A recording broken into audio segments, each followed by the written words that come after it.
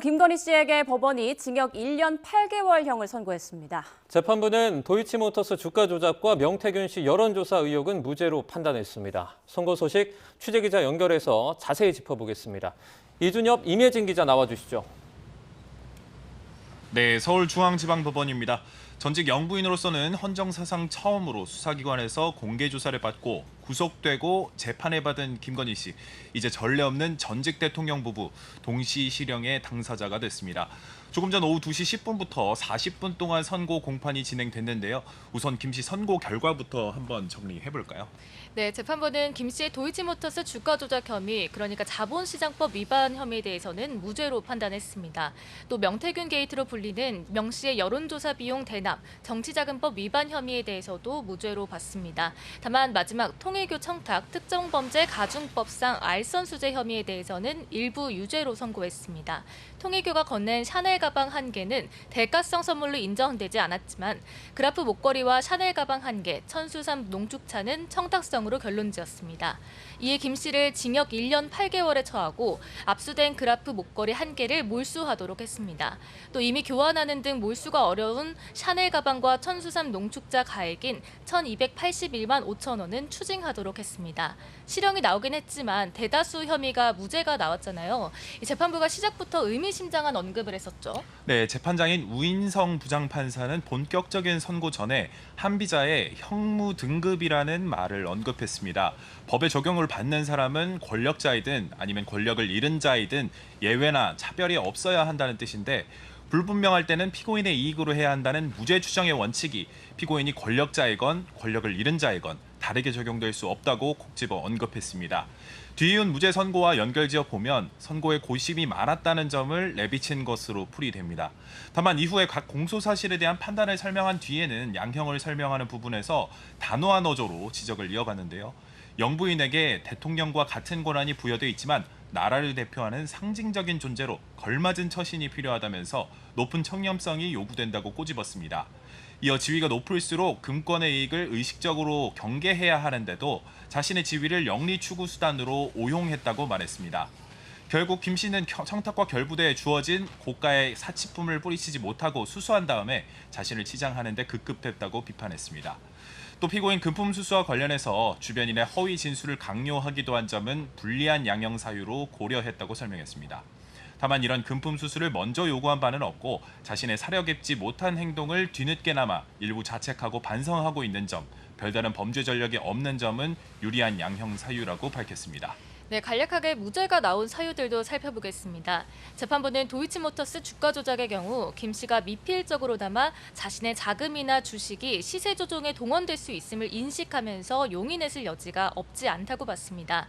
다만 시세 조종 세력 누구도 직접 시세 조종과 관련해 알려줬다고 말하는 사람이 없는 등 일당이 김 씨를 공동정범으로 여겼다고 보이지는 않는다고 판단했습니다. 지목된 주가 조작 가담 혐의 가운데 일부 시기는 공소시효도 이미 지났다고 결론지었습니다. 명태균 씨 정치자금법 관련해서도 재판부는 윤 전 대통령 부부와 여론조사 관련한 계약서를 쓴 바 없는 등 결과를 배포받는 상대방에 불과했다고 봤습니다. 여론조사 비용도 명 씨가 자체적으로 충당했고 대가로 지목된 김영선 전 의원의 공천도 국민의힘 공천관리위원회에서 투표로 결정된 거라고 말했습니다. 네, 통일교 청탁 부분도 한번 살펴보면요. 재판부는 처음으로 샤넬 가방을 건네기 전까지는 청탁으로 볼만한 내용이 없었다고 판단했습니다.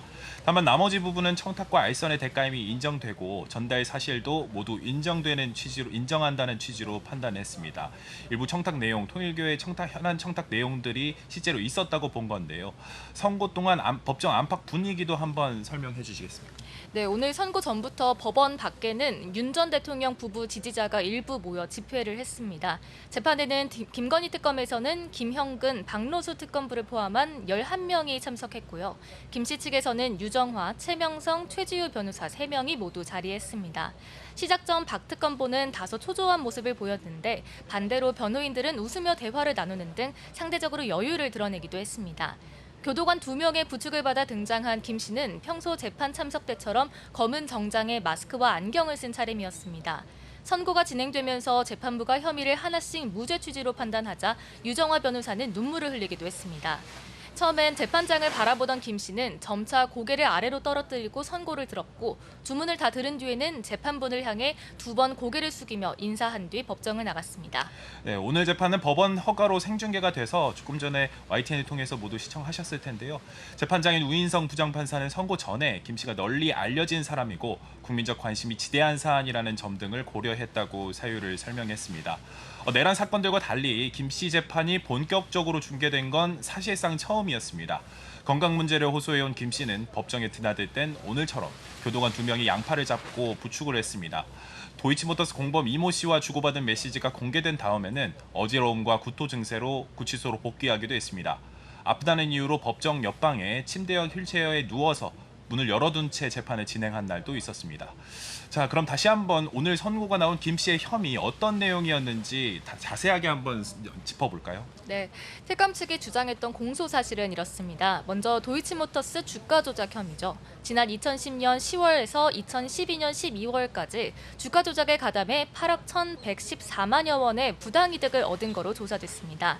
특검은 돈만 되는 단순 전주가 아니라 고가 매수와 물량 소진 등 3,017차례의 이상 매매 주문을 하고 100회가 넘는 통정 가장 매매를 하며 적극 가담한 거로 판단했습니다. 다음은 이른바 명태균 게이트입니다. 2021년 6월부터 2022년 3월 사이 윤석열 전 대통령과 함께 명시로부터 모두 2억 7천만 원 상당의 58건의 여론조사를 무상으로 받은 혐의였습니다.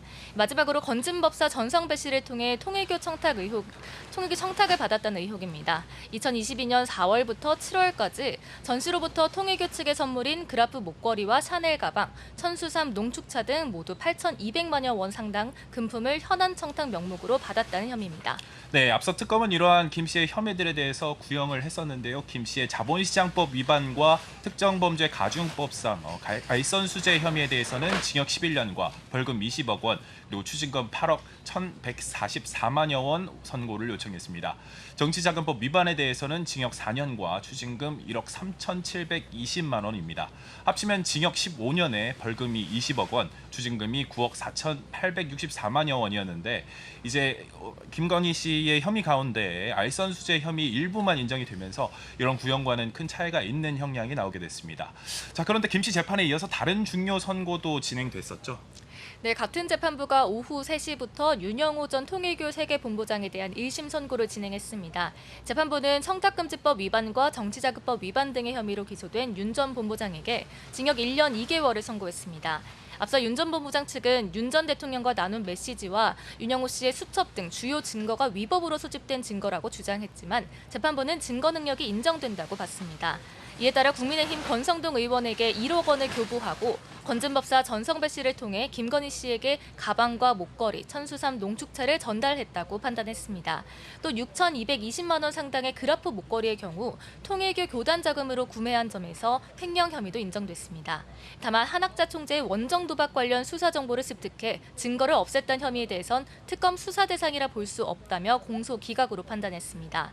오후 4시부터는 윤 전 본부장에게서 1억 원을 받은 혐의로 기소된 국민의힘 권성동 의원에 대한 1심 판결도 이어집니다. 특검은 권 의원에게는 징역 4년과 추징금 1억 원을 구형했습니다. 윤 전 본부장은 김 씨에게 금품을 전달한 혐의와 함께 권 의원에게 불법 정치자금 1억 원을 준 혐의를 받고 있습니다. 네. 잠시 뒤에 오후 4시 권 의원 선고도 같은 재판부가 내리게 됩니다.